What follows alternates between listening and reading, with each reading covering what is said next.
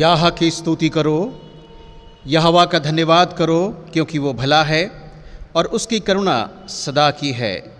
यहोवा के पराक्रम के कामों का वर्णन कौन कर सकता है, और यह उसका गुणानुवाद कौन सुना सकता है। क्या ही धन्य है वे जो न्याय पर चलते हैं और हर समय वे धार्मिकता के काम करते हैं। हे यहोवा, अपनी प्रजा पर की प्रसन्नता के अनुसार मुझे स्मरण कर और मेरे उद्धार के लिए मेरी सुधि ले, कि मैं तेरे चुने हुओं का कल्याण देखूं और तेरी प्रजा के आनंद में आनंदित हो जाऊं और तेरे निज भाग के संग बड़ाई करने पाऊं। याह की स्तुति करो।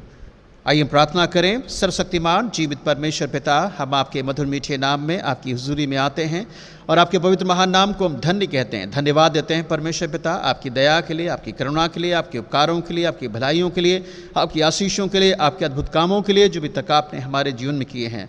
आपकी विश्वास योग्यता के लिए धन्यवाद। आपने हर परिस्थिति में हमारी सहायता की है, हमारी सुधि ली है, हमारी ज़रूरतों को जाना है। प्रभु, आपने में छोड़ा नहीं, त्यागा नहीं, और आपका स्नेह, आपका प्रेम हमारे जीवन, घराने, परिवार, प्रियों पर बना रहा। इसलिए कोटि कोटि हम नमन करते हैं। और आज के प्रातः काल में प्रभु हम धन्यवाद देते हैं प्रभु परमेश्वर पिता, इस जीवन के लिए जो बड़ी दया, बड़ी करुणा के द्वारा दिया है। इस समय प्रभु हम आपकी स्तुति आराधना करते हैं। हमारे मनों दिलों को तैयार कीजिए प्रभु, हम जब आपकी आराधना करते हैं आत्म विभोर कर सकें प्रभु, और आपकी महिमा बड़ाई हमारे जीवन के द्वारा हो सके। परमेश्वर पिता, होने दिए आप हमारे मध्य में उपस्थित हुई प्रभु। आपने वचन में कहा है कि जहां पर आपके नाम में 2 या 3 लोग उपस्थित होते हैं, आप उनके मध्य में उपस्थित होते हैं। प्रभु, होने दीजिए आपकी उपस्थिति हमारे मध्य में। और प्रभु, आज की सुबह में हम तमाम आशीषों को प्राप्त कर सके जो आप प्रभु अपने स्वर्गीय सिंहासन से अपने लोगों को देना चाहते हैं। हम सब बातों में आपको आदर देते हैं, सम्मान देते हैं। और प्रभु, हम सब की अगुवाई कीजिए, मार्गदर्शन करें, पवित्र आत्मा हमें लीड कीजिए। हम अपने श्रोतागणों के लिए और दर्शकों के लिए प्रार्थना करते हैं। हर एक को नामानाम आशीष प्रदान कीजिए परमेश्वर पिता, और हम सब की सहायता करें। आदर, प्रशंसा, गौरव हम आपको देते हैं। इस आराधना का संचालक परमेश्वर पिता आप होइए। धन्यवाद के साथ प्रार्थना उद्धारकर्ता प्रभु यीशु मसीह के नाम से मांगते हैं, जिसने इस प्रकार सिखाया। हे हमारे पिता, तू जो स्वर्ग में है, तेरा नाम पवित्र माना जाए, तेरा राज्य आए, तेरी इच्छा जैसे स्वर्ग में पूरी होती है वैसे पृथ्वी पर भी हो। हमारी दिन भर की रोटी आज हमें दे, और जिस प्रकार हमने अपने अपराधियों को क्षमा किया है, तो वैसे हमारे अपराधों को क्षमा कर। हमें परीक्षा में न ला, बल्कि बुराई से बचा, क्योंकि राज, पराक्रम और महिमा सदा तेरे है। आमीन। प्रभु यीशु मसीह के मधुर मीठे नाम में आप सभी उपस्थित प्रियों को नमस्कार। मैं परमेश्वर को धन्यवाद देता हूँ एक बार फिर से उसके अनुग्रह के लिए, उसकी दया के लिए, उसकी करुणा के लिए जो उसने हमारे जीवन में की है, और अपनी विश्वास योग्यता हमारे जीवन बना के रखी है। और आज की इस पवित्र आराधना में आप सभी प्रियों का जो हमारे साथ इस समय सहभागिता रख रहे हैं अपनी परिवारों के साथ, आप सभी का हार्दिक अभिनंदन है। परमेश्वर आप सबको बहुतायत की आशीष प्रदान करे। आइए इस समय हम लोग बाइबल पाठ पढ़ेंगे। जो आज का बाइबल पाठ हमने लिया है गलतियों की पत्री, उसका 3 अध्याय और 6 पद से लेकर के 14 पद तक। Book of Galatian chapter 3 verses 6 to 14। यहाँ पर इस प्रकार से हमें पढ़ने को मिलता है। अब्राहम ने तो परमेश्वर पर विश्वास किया और ये उसके लिए धार्मिकता गिनी गई। अतः ये जान लो कि जो विश्वास करने वाले हैं वे अब्राहम की संतान हैं। और पवित्र शास्त्र ने पहले ही से ये जानकर कि परमेश्वर अन्य जातियों को विश्वास से धर्मी ठहराएगा, और पहले ही से अब्राहम को ये सुसमाचार सुना दिया कि वे सब जातियां आशीष पाएंगी। इसलिए जो विश्वास करने वाले हैं वे विश्वासी अब्राहम के साथ आशीष पाते हैं। इसलिए जितने लोग व्यवस्था के कामों पर भरोसा रखते हैं वे सब शाप के अधीन हैं, क्योंकि लिखा है, जो कोई व्यवस्था की पुस्तक में लिखी हुई सब बातों को करने में स्थिर रहता है वह शापित है। पर यह बात प्रकट है कि व्यवस्था के द्वारा परमेश्वर के यहाँ कोई धर्मी नहीं ठहरता, क्योंकि धर्मी जन विश्वास से जीवित रहेगा। पर व्यवस्था का विश्वास से कोई संबंध नहीं, क्योंकि जो उनको मानेगा वह उनके कारण जीवित रहेगा। मसीह ने जो हमारे लिए शापित बना, हमें मोल लेकर व्यवस्था के शाप से छुड़ाया, क्योंकि लिखा है, जो कोई काट पर लटकाया जाता है वह शापित है। और ये इसलिए हुआ कि अब्राहम की आशीष मसीह में अन्य जातियों तक पहुँचे और हम विश्वास के द्वारा उस आत्मा को प्राप्त करें जिसकी प्रतिज्ञा हुई है। परमेश्वर के वचन के पढ़े जाने और सुने जाने द्वारा परमेश्वर हम सबको आशीष प्रदान करे। आइए इस समय हम अपने मनोदिलों को तैयार करेंगे, हमारे साथ प्रभु की महिमा में गीत गाएं। गीत है आए हैं हम तेरे चरणों में।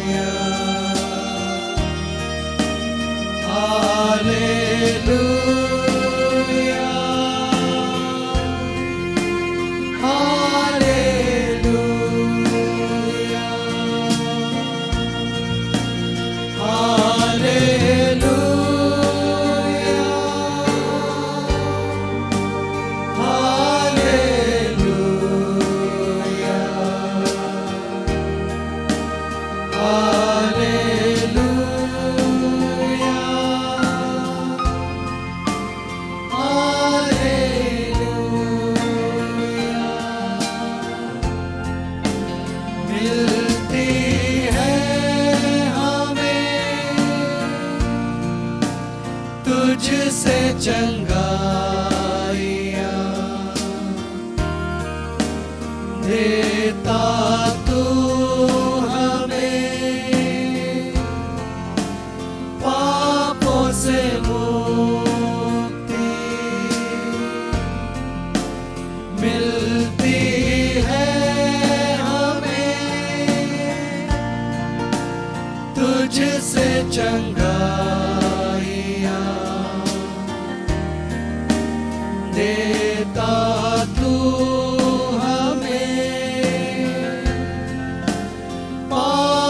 से मुक्ति,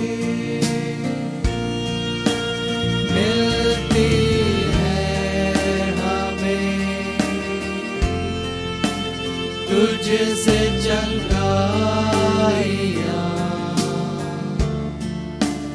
देता तू हमें पापों से मुक्ति। हालेलुया, हालेलुया, हालेलुया,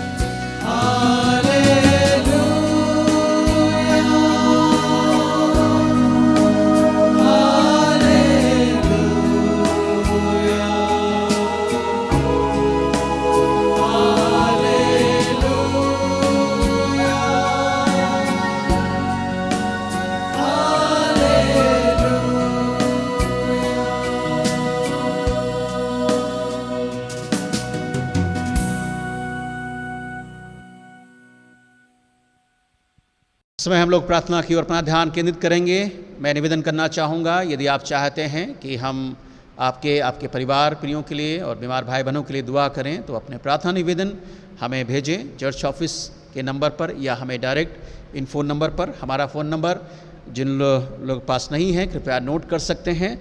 हम पहला नंबर है 8709887390, ये पहला है। दूसरा 9432 30153174 इन फ़ोन नंबर पर, साथ ही साथ चर्च ऑफिस के नंबर पर भी अपनी प्रार्थना निवेदन भेज सकते हैं, जिससे हम आपके लिए, आपके प्रिय लोगों को प्रार्थना में याद रखें। साथ ही साथ इन निवेदनों को हमारे साथ प्रार्थना में याद रखें। हम अपनी कलीसिया के सभी सदस्यों के लिए, बच्चों से लेकर बुजुर्गों तक के लिए हम प्रार्थना करेंगे। प्रभु का अनुग्रह, प्रभु की दया हमारे प्रिय लोगों पर बनी रहे, और हमारी कलीसिया की सभी शाखाओं के लिए भी प्रार्थना करेंगे। हम दुआ करेंगे महिला समिति, युवक संघ, Sunday school, church school, BBS, साथ ही चर्च स्टाफ के लिए। प्रभु इन पर अपना अनुग्रह करे, उन्हें आशीषित करे। साथ ही साथ हम दुआ करेंगे बीमार भाई बहनों के लिए। बीमार भाई बहनों में हमारे जो प्रिय लोग हैं, sister Jaya Peter Samuel, sister Sasmita Pradhan, sister Shefali Vishwas, sister Kusumlata Samuel, sister SP Daniel, साथ ही साथ भाई PC तिर्की के लिए, भाई CR दास के लिए, भाई सुंदर सेनापति के लिए, इन लोगों के लिए हम दुआ याद रखेंगे। साथ ही साथ हम प्रार्थना करेंगे। बीते समय में हमारी कलीसिया के प्रियजन प्रभु के पास चले गए। उनमें से भाई सुनील सेनापति, जो सैमसन सेनापति के बेटे हैं, वे प्रभु के पास बीते दिन गए। हम उस दुखी परिवार को स्मरण करेंगे। साथ ही साथ सिस्टर बसंती महांती, जो हमारे चर्च की मेंबर थी, उनके लिए भी हम दुआ करेंगे। वो भी प्रभु के पास चली गई हैं। हम इन शोकित परिवारों के लिए दुआ करेंगे जो अपने पीछे अपने प्रियजनों को छोड़कर गए हैं। हम अपने देश, शहर, राज्य के लिए भी प्रार्थना करेंगे, और इस समय उन तमाम लोग जो इस महामारी का सामना कर रहे हैं और बेरोजगार हैं, मानसिक तनाव में, चिंताओं में, उनको भी हम याद करेंगे। आइए हम दुआ करें, अपनी आंखें बंद करें, हमारे साथ इन विषयों को याद रखें और अपने पारिवारिक प्रार्थना में भी इन निवेदनों को याद रखें। दुआ करें। सर्वशक्तिमान जीवित परमेश्वर पिता, हम धन्यवाद, आदर, प्रशंसा आपको देते हुए पुनः आपके पवित्र चरणों पर आते हैं और आपके पवित्र महान नाम को धन्य कहते हैं, क्योंकि आप ही हमारे अल्फा ओमेगा हैं। आप भोर के चमकने व तारे हैं। आप यहूदा के गोत्र के सिंह हैं। आप हमारी उद्धार, हमारी चट्टान और हमारा ऊंचा गढ़ और छिपने का स्थान है। प्रभु, हम धन्यवाद देते हैं आपके इन तमाम उपकारों और भलाइयों के लिए जो अभी तक आपने हमारे जीवन में की हैं। हर परिस्थिति में आपने हमें संभाला प्रभु, हमारी ज़रूरतों को पूरा किया है। हम इसके लिए आपकी शुक्रगुजारी करते हैं। और इस समय हम अपनी कलीसिया के सभी प्रियों को स्मरण करते हैं, बच्चों से लेकर बुजुर्गों तक। प्रभु, आपका अनुग्रह हमारी कलीसिया पर पाया जाए। कलीसिया प्रभु निरंतर आप में बढ़े और आत्मिक उन्नति का कारण बने परमेश्वर पिता। और प्रभु, वे भी निरंतर प्रार्थना करने वाले हो सकें, एक दूसरे के लिए प्रार्थना कर सकें परमेश्वर पिता। हम प्रार्थना करते हैं परमेश्वर, हमारे सभी प्रियों को बहुतायत की आशीष दी। इस समय हम अपने एग्जीक्यूटिव कमेटी के लिए और एडवाइजरी कमेटी के लिए प्रार्थना करते हैं परमेश्वर, जिनको अपने कार्य सेवा के लिए रखा है।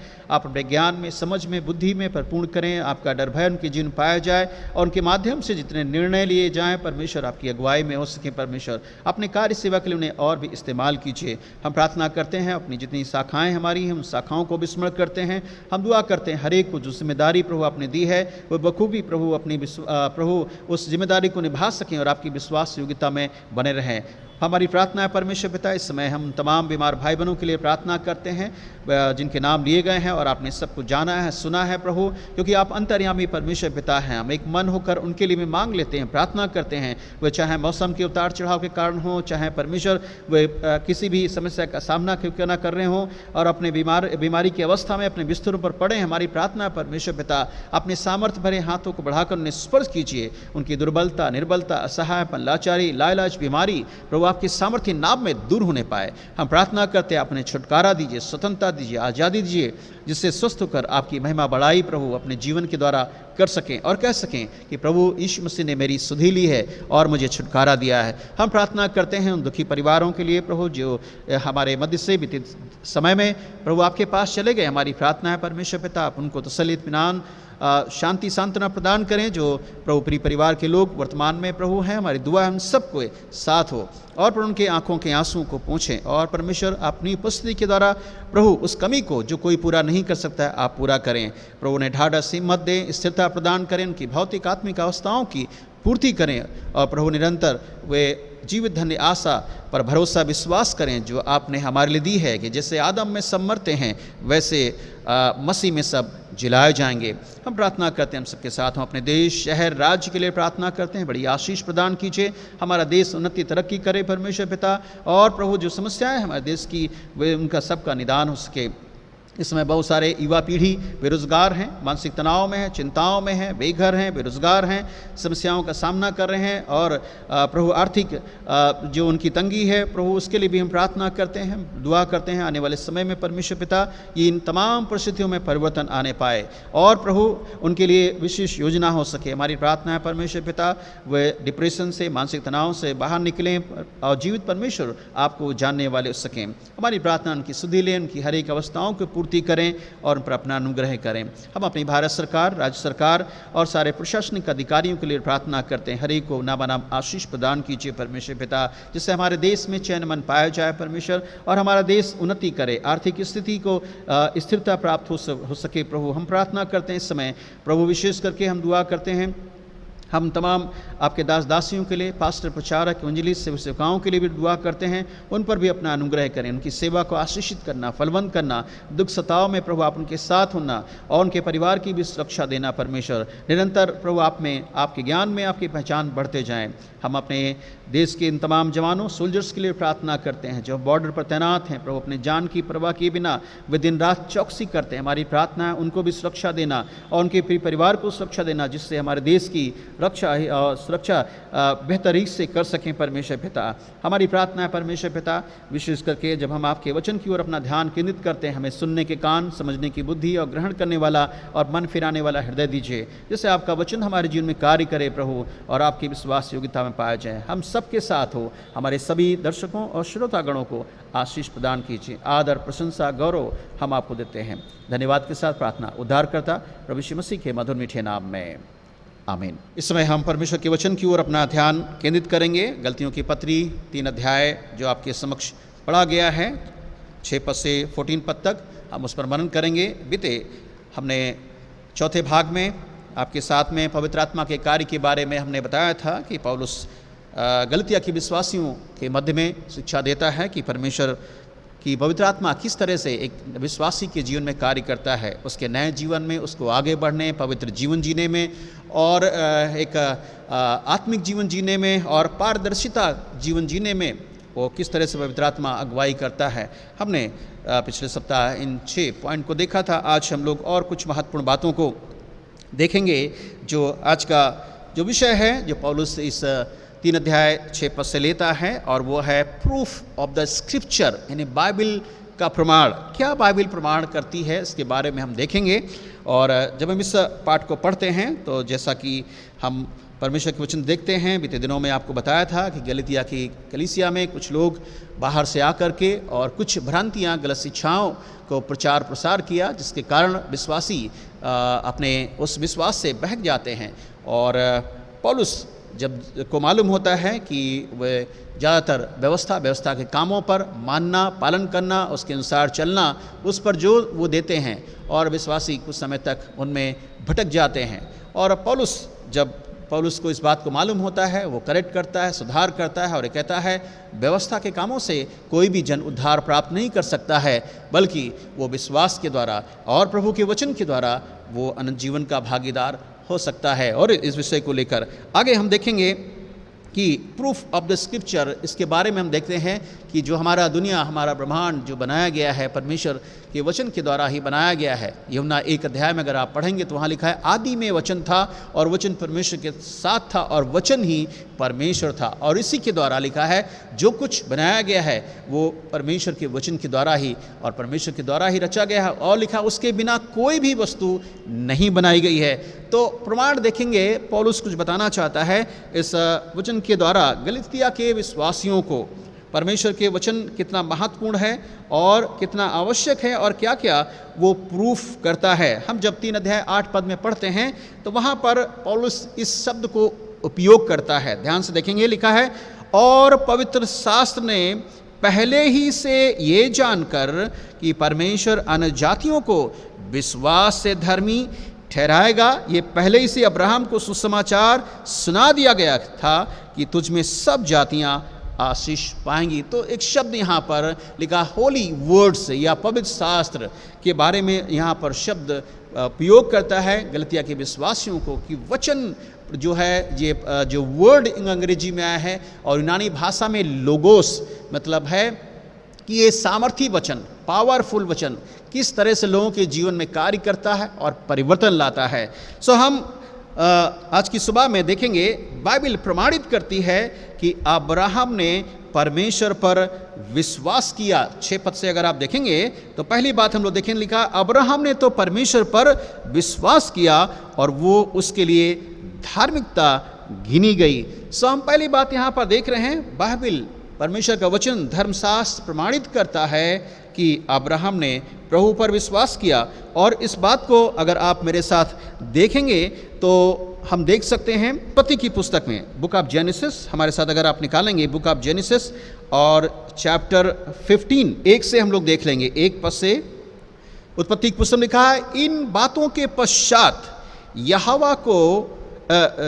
यहोवा को ये वचन दर्शन, अब्राहम को ये वचन दर्शन में मिला। ध्यान से सुने, लिखा है, और कहा, यहोवा ने कहा कि हे अब्राहम मत डर, तेरी ढाल और तेरा अत्यंत बड़ा फल मैं हूँ। अब्राहम को जब ये दर्शन मिला तो वचन ही उसके सामने आया और वो वचन में लिखा हुआ था, अब्राहम मत डर क्योंकि मैं तेरी ढाल और मैं तेरा अत्यंत बड़ा फल मैं हूँ।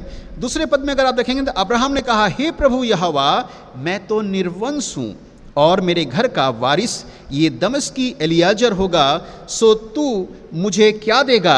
ये बात वार्तालाप कर रहा है, वहाँ सवाल जवाब हो रहा है। जब उसके सामने वचन आया, दर्शन में वो वचन उसके सामने आया तो वो देखता है कि किस तरह से क्या परमेश्वर कह रहा है वचन के द्वारा। और आगे तीसरे पद में अगर आप आएंगे तो अब्राहम ने कहा, मुझे तो तूने वंश नहीं दिया, क्या देखता हूँ कि मेरे घर में उत्पन्न हुआ एक जन मेरा वारिस होगा। तो वचन में ये बात भी इसके सामने आती, पर आप देखें क्या लिखा, चौथे पद में कहता है, तब यहोवा का ये वचन उसके पास पहुंचा। Proof of the scripture, proof, Bible proof करती है, प्रमाणित करती है कि वचन वो सामर्थी वचन है जो लोगों के जीवन में बदलाव आता है, परिवर्तन आता है, और वचन में जो लिखा है वो पूरा भी होता है। सो ये लिखा है, यहोवा का ये वचन, लिखा है, अब्राहम के पास पहुंचा। ध्यान से सुनिए, और क्या पहुंचा, क्या लिखा है कि ये तेरा वारिस ना होगा, जिसके बारे में अब्राहम परमेश्वर से बात कर रहा है। और आगे लिखा है, उसने उस वचन में ये भी लिखा था, तेरा जो नीच पुत्र है वही तेरा वारिस होगा। पर इसका प्रतिफल आगे हम देखते हैं, आगे क्या होता है 5वें पद में, और लिखा है, और उसने उसको बाहर ले जाकर कहा, आकाश की ओर दृष्टि करके तारा गिनों को गिन, क्या तू उनको गिन सकता है। फिर उसने कहा, तेरा वंश ऐसा ही होगा। और आगे लिखा है कि अब्राहम ने उस वचन पर विश्वास किया। ध्यान दीजिए यहाँ पर, और लिखा है, और यहोवा ने इस बात को उसके लेखे में धर्म गिना गया। सो मेरे प्रियो, हम यहाँ पर देखते हैं परमेश्वर का दास यहाँ बताता है, पौलुस गलतिया के विश्वासियों को अब्राहम की लाइफ को पहले रखता है, और वह कहता है, धार्मिकता के कामों से हमारा उद्धार नहीं होता है, पर विश्वास के द्वारा।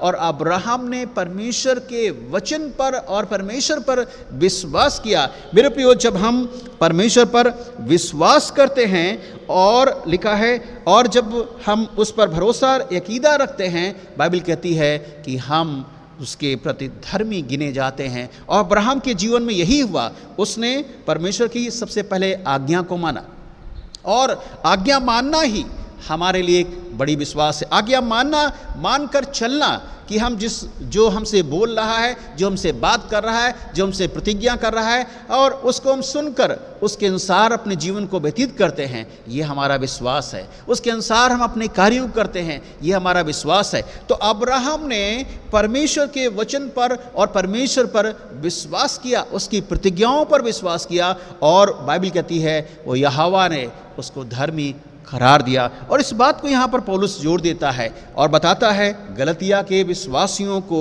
कि हम धार्मिकता के द्वारा या धार्मिकता के कामों के द्वारा हम धर्मी नहीं ठहराए जाएंगे, पर हम परमेश्वर पर विश्वास करने द्वारा, उसकी प्रतिज्ञाओं पर विश्वास करने के द्वारा और उसके आज्ञाकारी होने के द्वारा हम धर्मी करार ठहराए जाएंगे। और यहाँ पर बाइबल बहुत ही साफ बताती है, और पौलुस इस बात को कहता है कि अब्राहम ने परमेश्वर पर विश्वास किया गया और उसके लिए वे धार्मिकता गिनी गई। हमसे भी परमेश्वर ये प्रश्न पूछता है, हम कहाँ पर हैं वर्तमान में, हम कैसा जीवन जी रहे हैं, हम कहीं उन तमाम बातों और उन तमाम चीज़ों में तो नहीं फंसे हुए हैं। पौलुस यहाँ पर जोर देता है हम परमेश्वर पर निरंतर भरोसा और विश्वास रखें। उत्पत्ति की पुस्तक में और हम जब देखते हैं 17 अध्याय में, वहाँ पर भी लिखा है जब अब्राहम 99 साल का हुआ तब यहोवा ने दर्शन देकर कहा कि मैं सर्वशक्तिमान ईश्वर हूँ, और लिखा है मेरी उपस्थिति में चल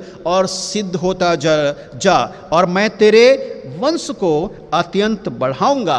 और आगे लिखा है अब्राहम ने इस बात पर विश्वास किया। वहाँ पर हम 17 अध्याय में देखते हैं, यहाँ परमेश्वर जो है अब्राहम से बात कर रहा है और उसको बताना चाहता है, क्या बताना चाहता है कि मैं सर्वशक्तिमान ईश्वर हूँ, इस ब्रह्मांड का रचयिता हूँ और इस संसार का मालिक हूँ और इस सृष्टि का रचने वाला रचयिता हूँ। और कहता है कि तू मेरी उपस्थिति में चल और सिद्ध होता चल।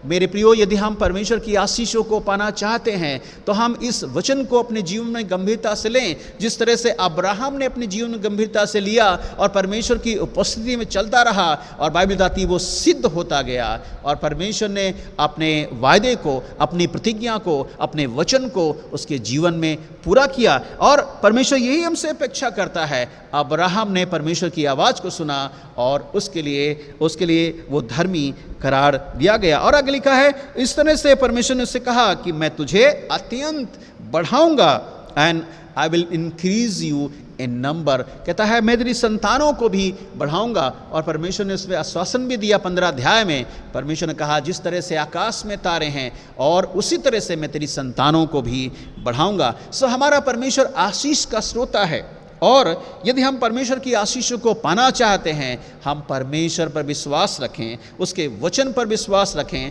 और उसके अनुसार हम अपने जीवन का निर्वाह करें। अब्राहम ने परमेश्वर पर विश्वास किया और अपने जीवन को परमेश्वर के साथ खराई में और विश्वास योग्यता में वो चलता रहा।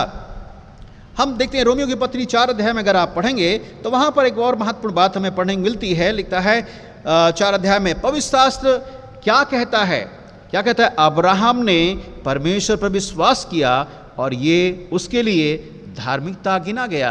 बाइबल प्रमाणित करती है, बाइबल साक्ष्य प्रमाण करती है और ये प्रूफ करती है। बाइबल में इस बात को लिखा है कि अब्राहम ने खुदा पर ईमान लाया, वो उस पर भरोसा किया, उस पर विश्वास किया और परमेश्वर ने उसको धर्मी करार दिया। ये बाइबल प्रूफ करती है।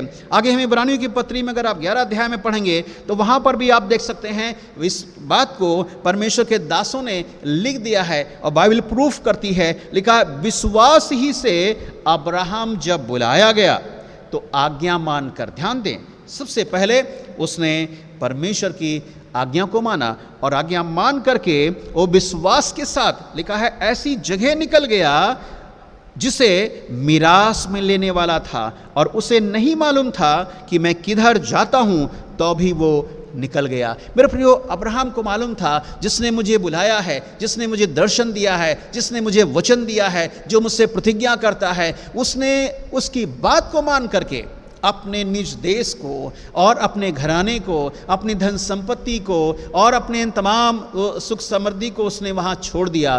पर परमेश्वर की आवाज़ को सुनकर परमेश्वर के लिए निकल पड़ा, परमेश्वर का आज्ञाकारी रहा और परमेश्वर के साथ वो विश्वास योग्यता में चलता रहा। और आगे लिखा है कि उसको नहीं मालूम था कि किधर जा रहा। जो परमेश्वर उसको बता रहा था, जो परमेश्वर को डायरेक्शन दे रहा था, जो परमेश्वर उसकी अगुवाई कर रहा था, उन बातों को सुनकर वो आगे बढ़ता जा रहा था, परमेश्वर में सिद्ध होता जा रहा था, उसकी उपस्थिति में चल रहा था। और इसलिए यहाँ पर बाइबल बताती है, इब्रानियों की पुस्तक में इस बात को रिकॉर्ड किया गया है और आगे लिखा है कि तो भी और विश्वास से ही वो पराये देश में तंबुओं में रहकर इसहाक को जन्म दिया। आपको मालूम हो यात्रा के दरमियान उसका अपना घर कोई नहीं था, वो तंबुओं में रह करके वो और उसकी पत्नी सारा जीवन निर्वाह करते थे। पर उनको मालूम था कि जिस परमेश्वर ने मुझे बुलाया है, मैं उसकी उपस्थिति में खराई के साथ, सच्चाई के साथ, विश्वास योग्यता के साथ, ईमानदारी के साथ, भक्ति के साथ, बड़े भय के साथ मैं चलता रहूँगा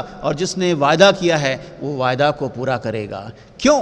धन संपत्ति अब्राहम के पास थी, पर उसके पास औलाद कोई नहीं थी, वो कोई संतान उसके पास नहीं थी, वो निसंतान था। पर परमेश्वर ने वादा किया कि इंसान जो है अगर परमेश्वर की आवाज़ को सुने और उसकी भक्ति भय में जिए, तो परमेश्वर की उपस्थिति में चले, सिद्ध होता जाए और उसकी आज्ञा माने, विश्वास योग्यता में रहे, तो परमेश्वर में सब कुछ संभव है। आगे देखेंगे यहाँ पर लिखा है कि उसने उन तंबुओं में रह करके परमेश्वर ने उसकी सुधि ली, अब्राहम और सारा की सुधि ली और परमेश्वर ने उसको आशीष दी। और लिखा है उसने इसहाक को जन्म दिया और इसहाक के माध्यम से अपनी पीढ़ी को वो देखने पाया। सो यहाँ पर हम देखते हैं बाइबल प्रूफ करती है, प्रमाण करती है कि जो लिखा गया है वो परमेश्वर पूरा करता है।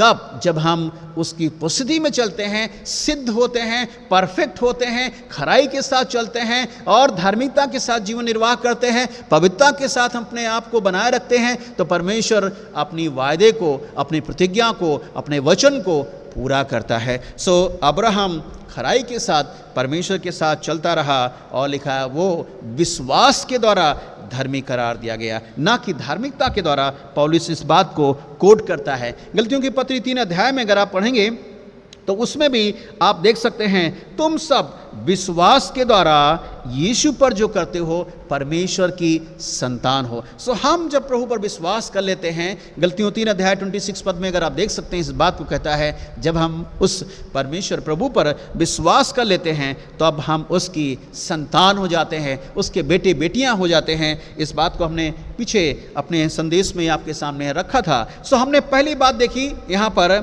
जो हमें गलतियों 3 अध्याय 6 और 7 पद में पढ़ने मिलता है कि बाइबल प्रमाणित करती है कि अब्राहम ने परमेश्वर पर भरोसा और विश्वास किया और आज्ञाकारी बना रहा और परमेश्वर ने उसे आशीष दी। दूसरी बात हम देखेंगे इसी 3 अध्याय में और उसका 8 और 9 पद में आगे देखेंगे, लिखा और पवित्र शास्त्र ने पहले से ही जानकर कि परमेश्वर अन्य जातियों को विश्वास से धर्मी ठहराएगा, ये पहले ही से अब्राहम को ये सुसमाचार सुना दिया गया कि तुझ में सब जातियां आशीष पाएंगी। और इसलिए जो विश्वास करने वाले हैं वे विश्वासी अब्राहम के साथ आशीष पाते हैं। यहाँ पर हम दूसरी बात देखेंगे कि लिखा है बाइबल प्रमाण करती है यहाँ पर कि अब्राहम ने अपने आप को संसार से अलग किया और परमेश्वर पर भरोसा किया। लिखा है Bible proof that Abraham separated himself from the world and depend upon God. So हम देख सकते हैं कि उसने अपने आप को सेपरेट कर लिया, अपने आप को अलग कर लिया।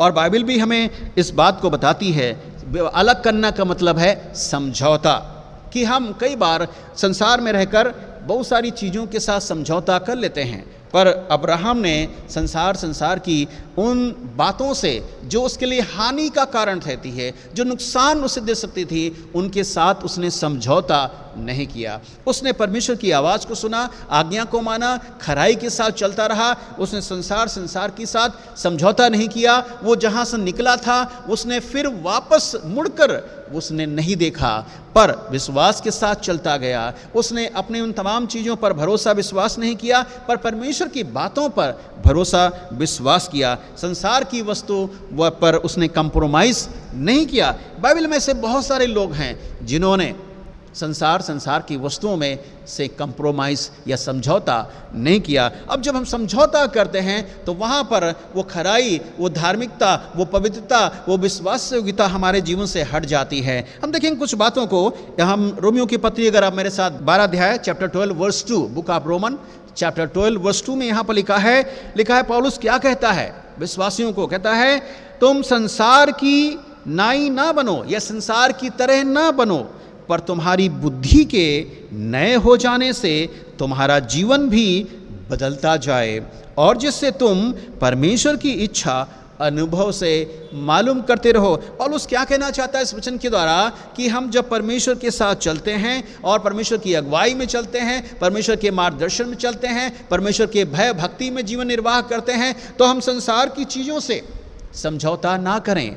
और ये हमारा विवेक और कॉन्शियस भी नहीं अलाउ करेगा। बाइबल कहती है, वो कहता है कि तुम उन तमाम चीज़ों पर जो संसार की हैं वो उन पर मन न लगाओ, पर लिखा है तुम्हारी बुद्धि के नए हो जाने से। जब हम परमेश्वर में बढ़ते हैं, परमेश्वर में आगे चलते हैं, तो परमेश्वर हमें अपने ज्ञान समझ बुद्धि से भरपूर करता है और वो चाहता है कि हम परमेश्वर की अगुवाई में हम अपने जीवन में बदलाव और परिवर्तन लाएं, जिससे परमेश्वर हमारी लाइफ को देखकर, हमारे जीवन को देखकर, हमारे चाल चलन को देखकर वो प्रसन्न हो। पौलुस यही ये बात यहाँ पर जोड़ देता है। यहाँ पर लिखा है जब एक प्रभु का जन संसार से हटकर जीवन को निर्वाह करता है, जीता है, तो क्या होता है।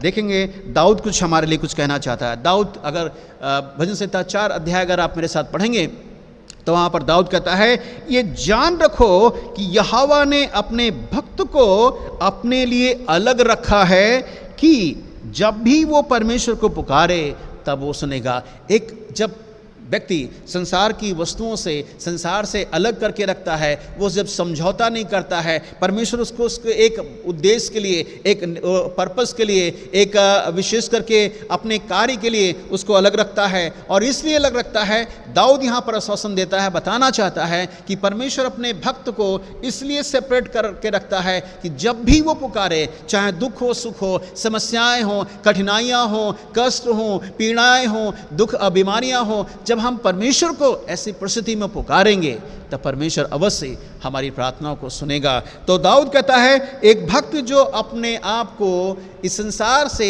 संसार की वस्तुओं से अलग रखता है, पवित्र जीवन जीता है, भक्ति भय का जीवन जीता है, तब जो परमेश्वर को वो पुकारता है, परमेश्वर उसकी प्रार्थना को सुनता है और उसे उत्तर भी देता है।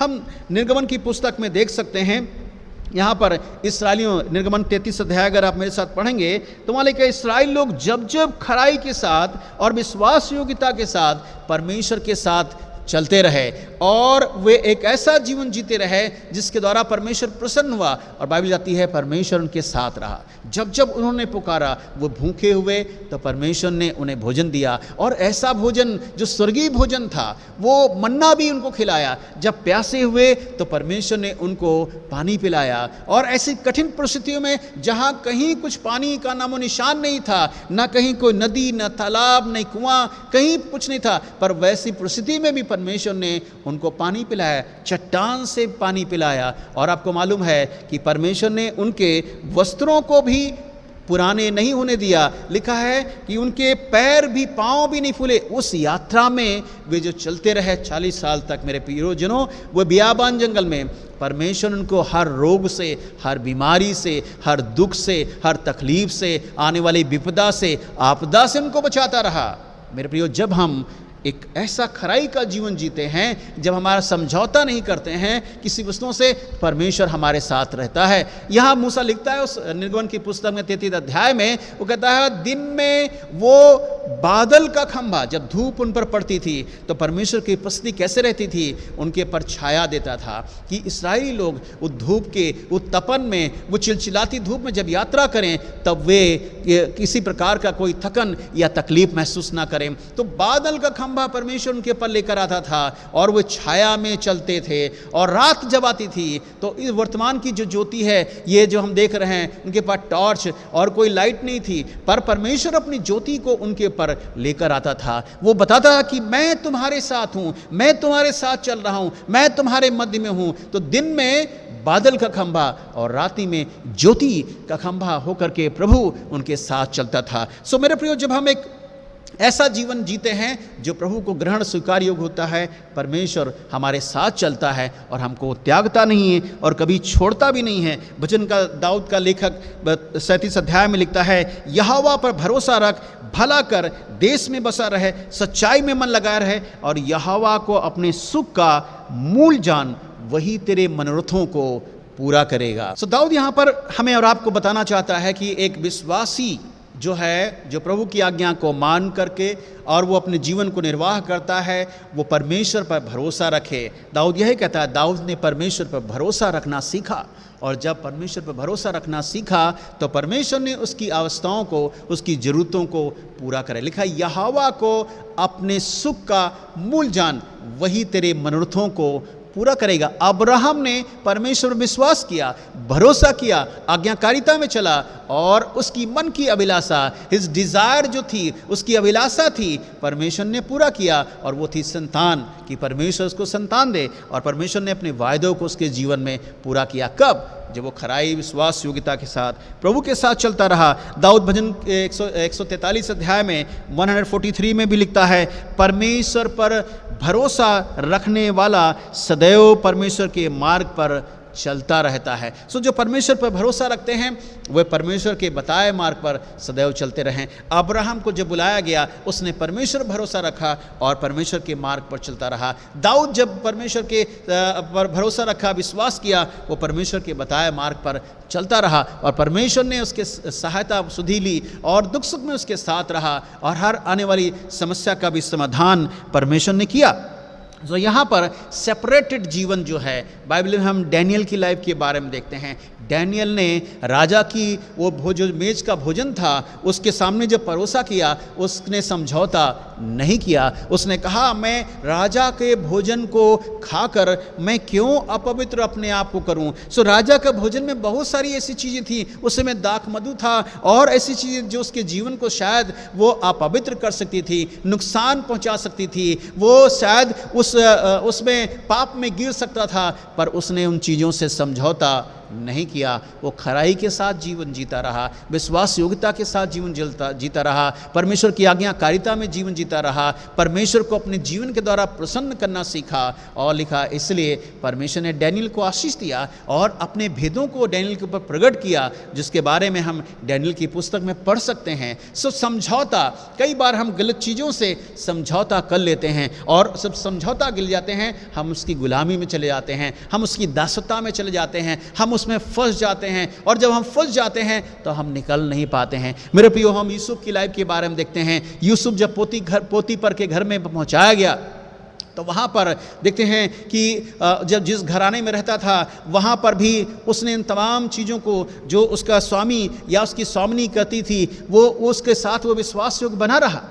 स्वामिनी ने तो शायद इस यूसुफ को ट्रैप करने की कोशिश की, पर आपको मालूम है उसने समझौता नहीं किया। उसने अपने अंगोछा उस घर में छोड़कर भागा और हम देखते हैं यूसुफ पर दोषारोपण किया गया, उसको जेल में डाल दिया गया, पर परमेश्वर ने उसकी विश्वास योग्यता को देख करके यूसुफ को बाहर निकाला गया। यूसुफ खराई के साथ चलता रहा, यूसुफ ने समझौता नहीं किया। शायद वो चाहता, वो जवान था, खूबसूरत था, सुंदर था, देखने में स्मार्ट था, पर अपनी स्वामिनी के साथ उसने कोई धोखा नहीं किया, उसने समझौता नहीं किया। वो अगर वो समझौता करता तो शायद पाप में गिर जाता, शायद वो चीज़ें उससे जो उसको परमेश्वर ने दी थी उससे वंचित हो जाता है। कई बार हम और आप जब संसार की वस्तुओं से समझौता करते हैं, हम गुलामी में चले जाते हैं, हम दासता में चले जाते हैं, हम पाप में फंस जाते हैं और तब हमारे जीवन से वो आशीषें जो परमेश्वर देता है वे कट जाती हैं। आदम हब्बा ने समझौता किया, वो शैतान की वो सर्प की बातों को मान करके वो समझौता किया और आपको मालूम है परमेश्वर की उपस्थिति उनके पास से कट गई, वे आशीषें उनके हाथ से छिन गई और वे उस स्थान से उनको अलग कर दिया गया। सो मेरे प्रियो, जब हम परमेश्वर के साथ चलते हैं, विश्वास योग्यता के साथ, परमेश्वर हमारे साथ बना रहता है।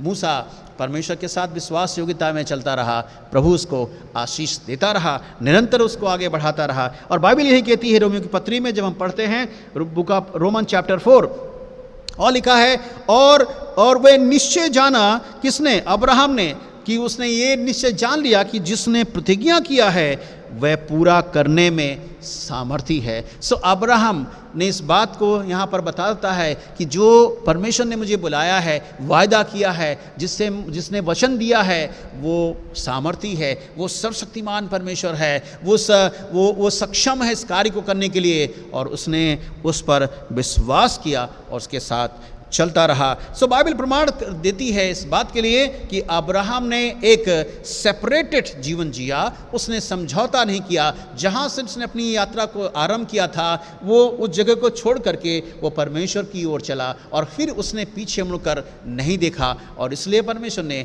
उसे आशीष दी। तीसरी बात हम लोग देखेंगे इसी गलतियों की पत्री में जो हमें 11 पद में पढ़ने को मिलता है। देखेंगे 3 अध्याय 11 पद में लिखा, ये बात प्रकट है कि व्यवस्था के द्वारा परमेश्वर के यहाँ कोई धर्मी नहीं ठहरता और कोई धर्मी लिखा है, क्योंकि धर्मी जन विश्वास से जीवित रहेगा। तीसरी बात हम लोग इस अध्याय में देखेंगे जो परमेश्वर का दास पौलुस गलतिया के विश्वासियों को बताना चाहता है कि धर्मी जन जो है विश्वास से जिंदा रहेगा। Bible proves a righteous man shall live by faith. एक धर्मी जन जो है वो विश्वास से जीवित रहेगा।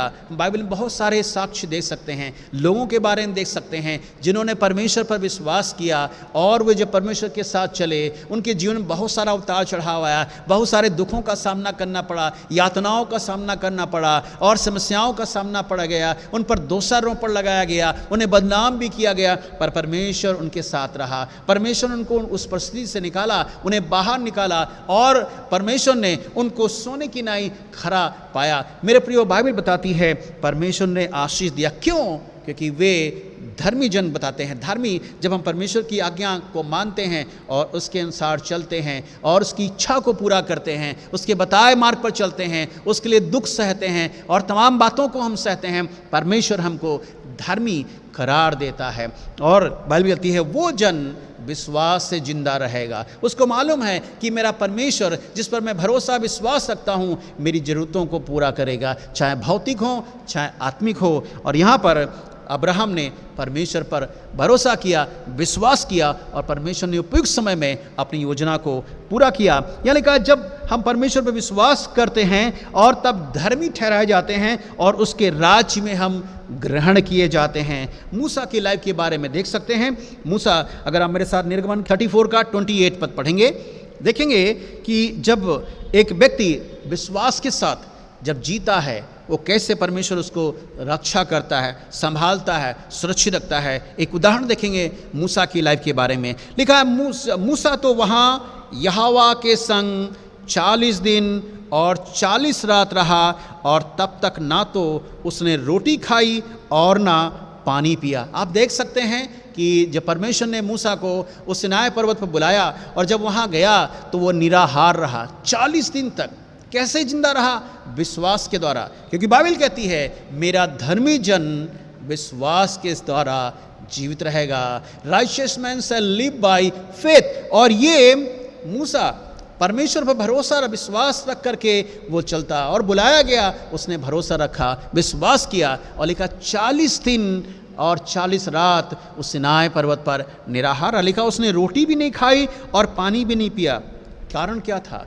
उसको मालूम था जिसने बुलाया है वो सच्चा है, विश्वास योग्य है, वो मेरा कोई भी बाल बांका नहीं होने देगा। और परमेश्वर ने उसकी सहायता की, सुधि ली, रक्षा हिफाजत किया और उसे आशीषित किया। सो मेरे प्रियो, मेरा परमेश्वर वही आज भी है, वो कभी बदलता नहीं और वो जो वायदा करता है वो खरा है और कहता है इसलिए चख कर देखो यहोवा कैसा भला है। इब्रानी की पत्री जब हम पढ़ते हैं और उसका 10 अध्याय में और उसका 38 और 39 पद में वहाँ लिखा हुआ है, लिखा है पर मेरा धर्मी जन विश्वास से जिंदा रहेगा और यदि वो पीछे हट जाए तो मेरा मन उससे खुश नहीं होगा। मेरे प्रियो, देखते हैं यहाँ पर क्या वचन कहता है कि धर्मी जन विश्वास से जीवित रहेगा और यदि उस दरमियान वो अपने रास्ते में, यदि वो अपने यात्रा जो जारी करे है परमेश्वर के साथ में, यदि वो पीछे हट जाता है तो बाइबल क्या कहती है? परमेश्वर उससे नाखुश होता है, प्रसन्न नहीं होता है। पर आगे वहाँ पर आप देखें 39 पद में वहाँ लिखा है, लेखक इस बात को कहता है कि एक सच्चा विश्वासी जो प्रभु की भक्ति भय में जीता है और खराई के साथ चलता है, उसके लिए क्या लिखा? पर हम पीछे हटने वालों में नहीं कि नाश हो जाएं, पर विश्वास करने वाले हैं कि प्राणों को बचाएं। सो यहाँ पर एक सच्चा विश्वासी जो प्रभु पर भरोसा रखता है वो समझौता नहीं करेगा, संसार की वस्तुओं से समझौता नहीं करेगा, बल्कि खराई के साथ, विश्वास योग्यता के साथ वो अपने जीवन को निर्वाह करेगा और वो अपने ऐसा काम नहीं करेगा कि अपने आप अपने प्राणों को वो नाश करे या अपने आप को हानि उठाए, बल्कि वो परमेश्वर की विश्वास योग्यता में चलता रहेगा जिससे परमेश्वर उसको बचाए और परमेश्वर के राज्य के उत्तराधिकारी हो जाए। हम बैकस्लाइड जीवन या पुनः पतित जीवन जब जीते हैं, यही होता है हम समझौता कर लेते हैं, हम उस दलदल में फिर चले जाते हैं, हम उस कीचड़ में फिर चले जाते हैं, हम शैतान की युक्तियों की गुलामी में चले जाते हैं, बंधुआई में चले जाते हैं। और तब बाइबल कहती है ये हमारे लिए दुर्भाग्य की बात है। शद्रक मेशक अबेदनगो की लाइफ के बारे में आप देख सकते हैं डेनियल की पुस्तक में कि इन्होंने संसार की वस्तुओं से समझौता नहीं किया। राजा के सामने एक आदेश निकाला गया पर उसने समझौता नहीं किया, और उनके लिए एक बात इनके सामने रखी गई कि अगर वह अनाज्ञाकारिता करते हैं राजा का तो धधकते भट्ठे की आग में डाल दिए जाएंगे। पर जब इनको शद्रक मेशक अबेदनगो को मालूम हुआ कि अब बहुत मुश्किल है, अब हम तो धधकते भट्ठे में डाल दी जाएंगे, पर उनका भरोसा विश्वास था और उन्होंने इस बात को कहा, उसने कहा हे राजा, मेरा परमेश्वर जिसकी मैं आराधना करता हूँ, उपासना करता हूँ, वंदना करता हूँ, खराई के साथ चलता हूँ, विश्वास योग्यता के साथ चलता हूँ, वो मुझे उस धधकते भट्ठे की आग से बचाने की ताकत रखता है। उनका भरोसा क्या था, उनका विश्वास क्या था? उन्होंने समझौता नहीं किया संसार की वस्तुओं से। उसने कहा यदि मैं मर जाता हूं तो मेरे लाभ है। सो उन्होंने अपने आप को समझौता नहीं किया, बल्कि परमेश्वर के साथ चलते रहे, खराई में साथ जीवन जीते रहे, विश्वास योग्यता में चलते रहे। वह उनको मालूम था जिसने मुझे बुलाया है, जिस पर मैं विश्वास करता हूं, वो मुझे बचाने की ताकत रखता है, वो सामर्थी है, वो परिपक्व है, उसके हाथ में अधिकार है, वो अपने धर्म दाहिने हाथ से हमें संभालेगा। इसलिए यशायाह अपनी 41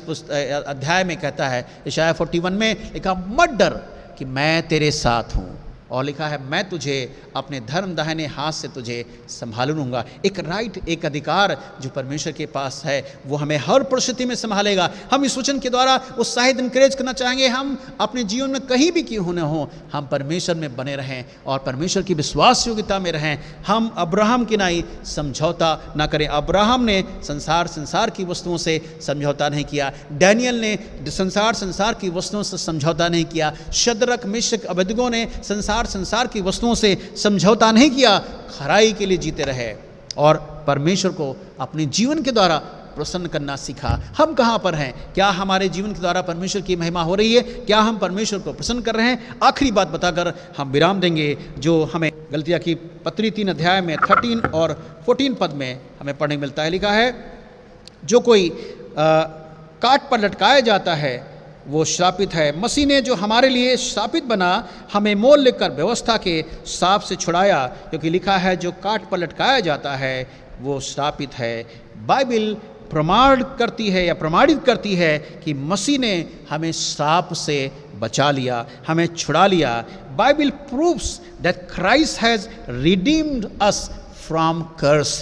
पौलुस गलतिया के विश्वासियों को चौथी बात बताता है कि हमारा प्रभु ने अपने बलिदान के द्वारा, अपने त्याग के द्वारा, अपनी कुर्बानी के द्वारा, अपने लहू के बहाए जाने के द्वारा हमें उस श्राप से बचाया है। संसार में जब एक व्यक्ति का जन्म होता है तो पाप से जन्म होता है और उसके जीवन में एक पापी स्वभाव होता है। बाइबल बताती है, और इस पाप की जो हम रोमियो 3 अध्याय में देखते हैं, पाप का परिणाम क्या है? लिखा है पाप का परिणाम मृत्यु है। पर हमारे प्रभु यीशु मसीह में जब हम विश्वास कर लेते हैं, भरोसा कर लेते हैं, तो परमेश्वर का लिखा है अनंत जीवन में मिलता है। सो पाप की मजदूरी मौत है, पर हमारे प्रभु यीशु मसीह में क्या होता है? वह अनंत जीवन है जब हम भरोसा रखते हैं, विश्वास करते हैं। सो यहाँ पर हम देखते हैं जब भरोसा विश्वास करते हैं प्रभु यीशु मसीह पर, हम जब पापी स्वभाव में रहते हैं, मन फिरा लेते हैं, तौबा कर लेते हैं, तब प्रभु हमारे पापों को अपने ऊपर ले लेता है, अपने हमारे उन गुनाहों को, ब्रेकिंग द लॉ, वो जितने हमने उन तमाम व्यवस्था के कामों को या उनकी आज्ञा को उल्लंघन किया है, उन गुनाहों को किया है अपने जीवन के द्वारा। सो लिखा है जब हम मन फिरा लेते, तौबा कर लेते हैं, प्रभु हमारे पापों को क्षमा करता है और हमारे पापों को अपने पर ले लेता है। हमारे दंड को सहने के लिए वो तैयार रहता है। उस पाप की सजा जो हमें मिलनी चाहिए वो प्रभु अपनी देह पर लेकर के हमें स्वतंत्र, हमें मुक्त, हमें आज़ाद, हमें सजा याफ्ता कर देता है। हम स्वतंत्र हो जाते हैं, और लिखा है और हमारे शाप को भी अपने पर ले लेता है। बाइबल बाइबल बताती है जो काट पर लटकाया जाता है वो श्रापित होता है। व्यवस्थापन की पुस्तक में जब हम 21 अध्याय में पढ़ते हैं, वहाँ लिखा है जो पेड़ पर जो लटका रहता है वो परमेश्वर की ओर श्रापित है, ऐसा लिखा हुआ है। और हमारा प्रभु यीशु मसीह उस काठ पर, उस लकड़ी पर, उसको सूली पर चढ़ाया गया, जो उसने अपने स्वेच्छा से अपने प्राणों को हमारे और आपके लिए दे दिया। उसने हमारे अधर्म को, हमारे पाप को, हमारे गुनाहों को, हमारे श्राप को अपने ऊपर ले लिया। वो ताड़ना यातना सही, अपमानित किया गया, मारा गया, वो तमाम दुखों यातनाओं को सहा, हमें स्वतंत्र कर दिया, हमें आज़ाद कर दिया। पौलुस यही कहना चाहता है, बाइबल प्रमाण करती है, परमेश्वर का वचन प्रमाण करता है कि प्रभु ने हमें छुटकारा दिया है, आज़ाद किया है और स्वतंत्र किया है। जब इब्रानियों 9 अध्याय में हम पढ़ते हैं, वहाँ पर देख सकते हैं 9 अध्याय और में लिखा है लहू बहाने के द्वारा हमें पापों की क्षमा मिलती है। लिखा है प्राय सबसे पहले एक प्रथा थी कि लहू बहाए बिना लोगों के पापों की क्षमा नहीं होती थी। पुराने अधिनामे में हम जब देखते हैं, पुराने नियम में हर व्यक्ति जो पाप करता था उसको बलिदान करना पड़ता था। तो चाहे बलि किसी की हो, चाहे पशु की, पक्षी की हो, बलिदान करना पड़ता था। पर निष्कलंक हो, बेदाग हो, पहलौठा हो, इस तरह से उनका चुनाव करके बलिदान किया जाता था। पर प्रभु यीशु मसीह हमारा जो है उसके बारे में वो हमारा एक सच्चा याजक, महायाजक, जो निर्दोष, निष्कलंक, बेदाग, पहलौठा था, हमारे अपराधों पापों को लेकर उस क्रूस पर चढ़ गया, हमें स्वतंत्र किया, हमें आज़ाद किया, हमें मुक्त किया कि हम बचाए जाएं, परमेश्वर के राज्य के उत्तराधिकारी हों। इसलिए पौलुस इफिसियों की पत्री 1 अध्याय में भी लिखता है और कहता है हमको उसके लहू के द्वारा छुटकारा अर्थात पापों की क्षमा उसके अनुग्रह के द्वारा मिला हुआ है। सो हमें छुटकारा, स्वतंत्रता, आज़ादी प्रभु ने अपना लहू बहाया है और इसलिए उसने हमारे लिए कीमत चुकाई है, हमें दाम हमारे लिए दिया है और उस दाम को हम किसी तरह से भरपाई नहीं कर सकते हैं। मेरे प्रियो, बाइबल बताती है, पौलुस आगे लिखता है 1 कुरिन्थियों 6 अध्याय 20 पद में, हम चाहते हैं उस पद को पढ़ें और इसके साथ हम विराम देंगे। यहाँ पर लिखा हुआ है तुम दाम लेकर मोल लिए गए हो, इसलिए अपनी देह के द्वारा परमेश्वर की महिमा करो। आज के वचन को यहीं विराम देंगे, उत्साहित इनकरेज करेंगे कि आप अपने जीवन में जाने कि किसने आपको छुटकारा दिया है, स्वतंत्रता दी है, आज़ादी दी है, मुक्त किया है, श्राप से बचाया है, पाप से बचाया है और उसमें से निकाल कर आपको अपना बेटा बेटी होने का अधिकार दिया है। बाइबल कहती है यदि हम बेटा बेटी भी हैं और उसके हम संतान हैं तो वारिस भी होंगे कि हम परमेश्वर के राज में युगानुग राज करें। आइए हम एक ऐसा जीवन जिएं जैसा अब्राहम ने परमेश्वर विश्वास किया और वो धर्मी करार दिया गया। उसने संसार की वस्तुओं से समझौता नहीं किया बल्कि खराई के साथ चलता रहा। हम कहाँ पर हैं? क्या हम खराई के साथ जीवन जिएंगे? यदि हाँ तो परमेश्वर हमें अवश्य आशीष देगा। God bless you. प्रभु हम सब के साथ हो, बड़ी बरकत इस वचन के द्वारा प्रदान करे। इस समय हम एक गीत और गाएंगे प्रभु की महिमा में और उसके साथ हम अपनी भेंटों को प्रभु के कार्य सेवा के लिए अर्पण करेंगे और वो गीत है यहोवा चरवाहा मेरा। हम इस गीत को गाएंगे और इसके साथ अपनी भेंटों को प्रभु के कार्य सेवा हेतु अर्पण करेंगे।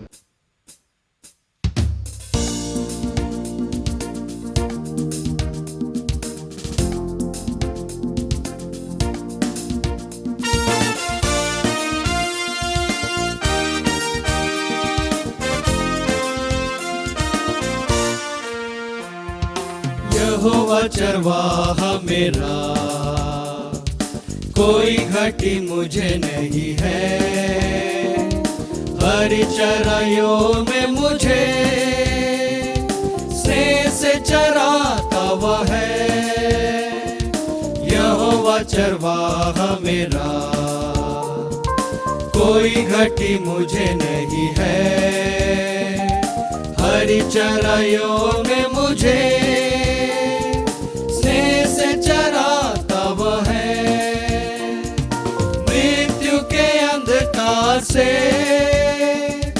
मैं जो जाता था, प्रभु यीशु करुणा से तसल्ली मुझे दी है। मृत्यु के अंधकार से मैं जो जाता था, प्रभु यीशु करुणा से तसल्ली तसल्ली मुझे दी है। यहोवा चरवाहा मेरा, कोई घटी मुझे नहीं है। हरी चराइयों में मुझे स्नेह से चराता वो है। शत्रुओं के सामने मेज को बिछाता है। प्रभु ने जो तैयार की, मन मेरा मगन है। शत्रुओं के सामने मेज को बिछाता है। प्रभु ने जो तैयार की, मन मेरा मगन है। यहोवा चरवाहा मेरा, कोई घटी मुझे नहीं है। हरी चराइयों में मुझे स्नेह से चराता वो है। सिर पर वो तेल मला है, अभिषेक मुझे किया है। दिल मेरा भर गया है और उमड़ भी रहा है। सिर पर वो तेल मला है, अभिषेक मुझे किया है। दिल मेरा भर गया है और उमड़ भी रहा है। यहोवा चरवाहा मेरा, कोई घटी मुझे नहीं है। हरी चराइयों में मुझे स्नेह से चराता वो है। सर्वदा प्रभु घर में करूँगा निवास जो मैं। करुणा भलाई भी उसकी आनंदित मुझे करती है। सर्वदा प्रभु घर में करूँगा निवास जो मैं। करुणा भलाई भी उसकी आनंदित मुझे करती है। यहोवा चरवाहा मेरा, कोई घटी मुझे नहीं है। हरी चराइयों में मुझे स्नेह से चराता वो है। यहोवा चरवाहा मेरा, कोई घटी मुझे नहीं है। हरी चराइयों में मुझे स्नेह से चराता वो है।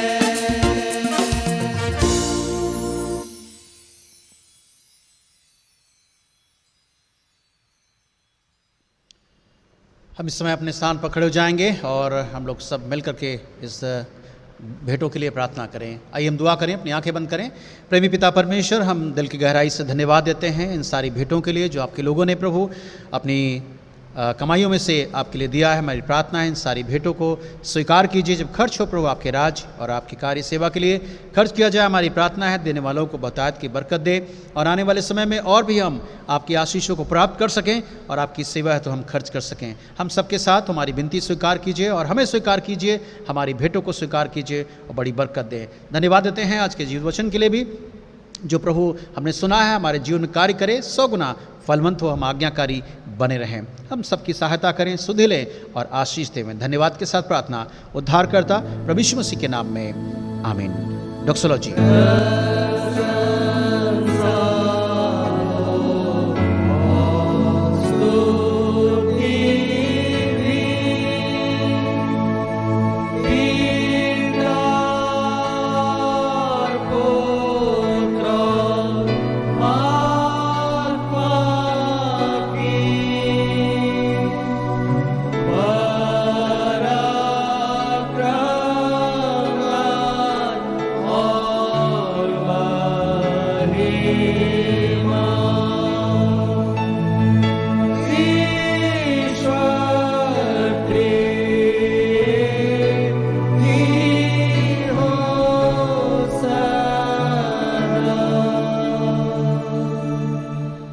हमारे प्रभु यीशु मसीह का अनुग्रह है, पिता परमेश्वर का प्रेम, पवित्र आत्मा की सहभागिता, संगति और शांति प्रभु यीशु मसीह के दूसरे आगमन तक हम सभी प्रियों के साथ, सभी विश्वासियों कलीसियाओं के साथ यीशु के दूसरे आगमन तक युगानुगान तक होती रहे। आमीन।